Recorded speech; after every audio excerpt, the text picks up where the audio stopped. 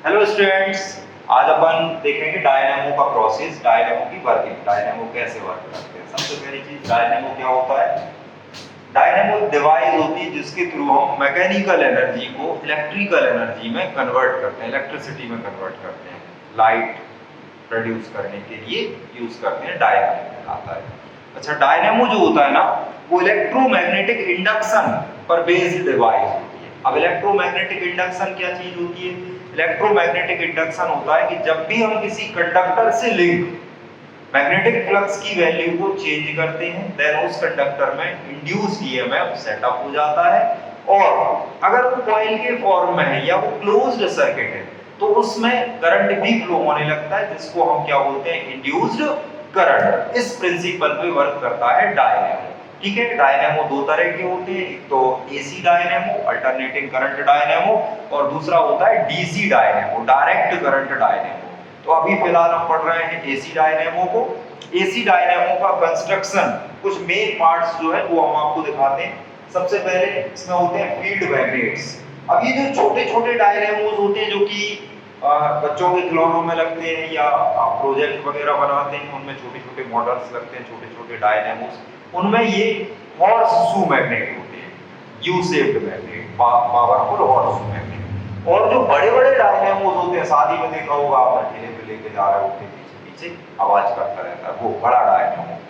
इस तरह के जो बड़े बड़े डायनेमो और भी बड़े डायनेमो, उनमें ये इलेक्ट्रोमैग्नेट्स होते हैं, पावरफुल इलेक्ट्रोमैग्नेट। इलेक्ट्रोमैग्नेट मतलब करंट फ्लो करने पे जिनमें मैग्नेटिज्म आता है, उनको कहते हैं इलेक्ट्रोमैग्नेट्स। ठीक है, तो ये इनको बोलते हैं फील्ड मैग्नेट, एनएस। यहाँ पे क्या है? फील्ड मैग्नेट्स है। दूसरी चीज है यहाँ पे इंपॉर्टेंट पार्ट, आर्मेचर। आर्मेचर क्या होता है? कॉपर कॉइल होती है ना। कॉपर कॉइल किस तरह की होगी? अकेली कॉइल नहीं है, इसके साथ में इस तरह से एक शाफ्ट अटैच रहता है। ये पूरा सिस्टम, ये पूरा सिस्टम आर्मेचर कहलाता है। एबीसीडी यहाँ पे जो शो किया है ये आर्मेचर है। और आर्मेचर ये होती है, सॉफ्ट आयरन का कोर लेते हैं अपन और उसके ऊपर इंसुलेटेड कॉपर वायर को बाउंड करके ये कॉइल बनाई जाती है। ठीक है, और इस तरह ये अटैच रहती है पूरी। तो इस पूरे सिस्टम को हम बोलते हैं आर्मेचर।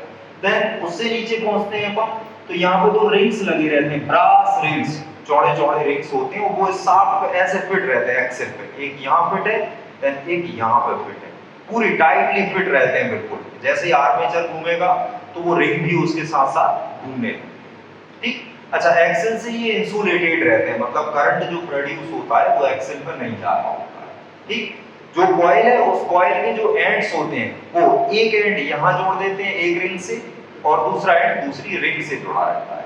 वायर जो रहेंगे कॉइल के, दोनों वायर, पहला वायर यहाँ जोड़ लिया, दूसरा वायर इधर जोड़ लिया। ठीक है, और नीचे चलते हैं अपन, तो इनको बोलते हैं ब्रशेस। B1 B2 यहाँ पे क्या है? ब्रश। अब ब्रश क्या होते हैं? ये कार्बन स्ट्रिप्स होती हैं या मेटल स्ट्रिप्स होती हैं, और ये बस उन रिंग्स के ऊपर इस तरह से लगे रहते हैं। जब रिंग्स घूमते हैं तो ये बस उनको टच करते रहते हैं इस तरह से, अपनी जगह से मूव नहीं करते, ये सिर्फ उनको टच कर रहे हैं, है ना। अब टच करने से क्या हो रहा है कि जो करंट कॉइल में बन रहा है वो पहुंच रहा है कहाँ? रिंग्स पे, और रिंग्स के थ्रू ये ब्रश करंट को आउटर सर्किट में भेजते हैं। अगर मान लो ये ब्रश फिक्स नहीं होते, घूम रहे होते, तो सर्किट ही टूट जाता पूरा। रिंग से डायरेक्ट जोड़ दोगे सर्किट टूट जाएगा। इसलिए ब्रश का काम ये होता है। जनरली ये कार्बन स्ट्रिप्स होती है, कभी कभी मेटल के भी यूज किए जाते हैं, रॉड्स होती है छोटी छोटी सी, इनको ब्रश बोलते हैं। ठीक, अब बात करते हैं कि ये वर्क कैसे करता है।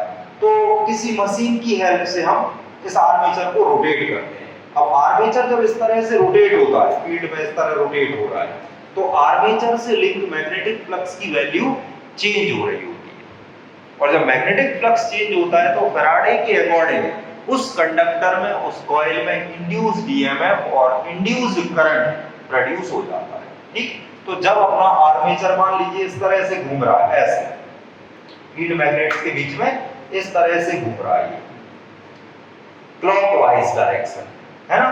तो किसी इंस्टेंट पे ये जो साइड है इसकी, ए बी साइड, ये साइड ऊपर आ रही है अप, और ये वाली साइड डीसी सीडी साइड है, ये डाउन जा रही है उसी इंस्टेंट पे। तो जरा अपन इसमें राइट हैंड रूल अप्लाई करें फ्लेमिंग का। ये फ्लेमिंग राइट हैंड रूल है, इसमें 4 फिंगर मैग्नेटिक फील्ड के अलोंग, है ना, थंब कंडक्टर की मोशन के अलोंग, कंडक्टर जिधर जा रहा हो उस तरफ, और देन मिडिल फिंगर शो करता है करंट, इंड्यूस करंट की डायरेक्शन। तो किसी इंस्टेंट पे ये वाला साइड कहां को निकल रहा है, ऐसे घूम रहा है आर्मेचर, ऐसे ये साइड बाहर आ रहा है, देन उसी टाइम ये वाला साइड अंदर जा रहा है। तो राइट हैंड रूल जब आप लगाओगे इस तरह से, तो फिंगर मैग्नेटिक फील्ड N2S, इस वाले साइड का मूवमेंट बाहर की तरफ है, अंगूठा बाहर हो गया, ये फिंगर शो कर रही है नीचे से ऊपर, तो इस वाली साइड में करंट की डायरेक्शन हो जाएगी नीचे से ऊपर, मतलब A to B। Same instant इस पे देखोगे आप, तो ये अंदर जा रही है साइड, करंट की डायरेक्शन C से D आएगी, मतलब टोटल आर्मेचर में करंट की डायरेक्शन क्या हो जाएगी, A B C D। D से कहां पहुंचेगा, देखो यहां से वायर आया है और किस रिंग से कनेक्ट है, ये S2, करंट S2 पे पहुंचेगा, S2 से पहुंचेगा B2 ब्रश, और आउटर सर्किट मतलब इस रेजिस्टेंस में करंट कहां से कहां फ्लो होगा, B2 टू B1 फ्लो होगा। ठीक है, जब हाफ साइकिल कंप्लीट हो जाएगा, आप ध्यान से देखना, हाफ साइकिल जब अभी ऐसा था, हाफ साइकिल कंप्लीट हुआ, ये हो गया हाफ साइकिल कंप्लीट, मतलब ये वाला जो आर्म था उस तरफ चला जाएगा और ये वाला आर्म इस तरफ। अभी भी रोटेशन कंटिन्यू वैसा ही है, तेजी से घूम रहा है। तो फिर से वही फ्लेमिंग राइट हैंड रूल के अकॉर्डिंग, अब डीसी साइड कहां आ रहा है, अप, और एबी साइड कहां जा रहा है, डाउन। तो करंट की डायरेक्शन इसमें कहां आएगी, नीचे से ऊपर डी से सी, और इस वाले में कहां आएगी, बी से ए, मतलब करंट की डायरेक्शन हो जाएगी ये DCBA। अब ए का कनेक्शन कौन से रिंग से है, S1 से, करंट पहुंचेगा किस पे, S1 में, S1 से किस पे पहुंचेगा, B1 ब्रश, और सर्किट में करंट दौड़ेगा B1 से B2। हाफ साइकिल तक करंट की डायरेक्शन B2 टू B1 थी, रिमेनिंग हाफ साइकिल में करंट की डायरेक्शन क्या हो गई यहाँ पे, B1 टू B2, मतलब करंट की डायरेक्शन चेंज हो गई।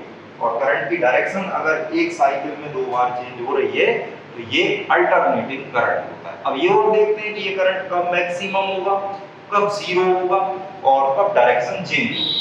तो इस तरह से फ्लो करता है अल्टरनेटिंग करंट। इस ऐसे ग्राफ लेते हैं, टाइम ग्राफ इसका अपन, और इसका इक्वेशन ये होता है I equal to I naught sine omega t, या थीटा के फॉर्म में भी लिख सकते हैं आप इसको, तो ये हो जाएगा I नॉट साइन थीटा। ठीक है, अब थीटा कौन कौन के बीच का एंगल है, थीटा है मैग्नेटिक फील्ड और लूप के नॉर्मल, कॉइल के नॉर्मल, मतलब ये नॉर्मल, ये प्लेन है और ये नॉर्मल। ठीक, तो जब लूप का प्लेन इस तरह से, मतलब लूप का प्लेन परपेंडिकुलर है, तो उस टाइम एंगल होगा 0 डिग्री, ये मार्कर और इस लाइन के बीच का कितना एंगल होगा, 0 डिग्री। लूप का प्लेन कैसा है, परपेंडिकुलर है, देन एंगल कितना, 0। एंगल 0, तो साइन 0 की वैल्यू कितनी हो गई, 0 हो गई। करंट कितना है आपका, 0, करंट 0। अब इसने मूवमेंट स्टार्ट किया यहां से, धीरे धीरे एंगल क्या हो रहा है, चेंज हो रहा है। जैसे ही ये ऐसा हुआ, मतलब क्वार्टर साइकिल हुआ इसका, तब एंगल कितने पे आ गया, 90 डिग्री पे आ गया। इधर एंगल 90, करंट की वैल्यू वापस यहां पे पुट करोगे तो करंट की वैल्यू क्या मिलेगी आपको, I नॉट मैक्सिमम। कहां से स्टार्ट हुआ, 0 से, क्वार्टर साइकिल, मतलब यहां पे टाइमिंग क्या रही है इसकी, T/4, कितना हो गया, मैक्सिमम। कैसा हो गया था, इस तरह से। अब फिर रोटेशन स्टार्ट हुआ अपना इस तरह से, यहां के बाद अब ये फिर घूम रहा है, तो फिर एंगल आ जाएगा 180 डिग्री। पहले यहां से शुरू करा, 0, 90, देन 180 पे साइन फिर से 0 हो जाता है, तो फिर से करंट अपना कितना हो गया, 0 हो गया, T/2 पे 180 ऐसे आ गया।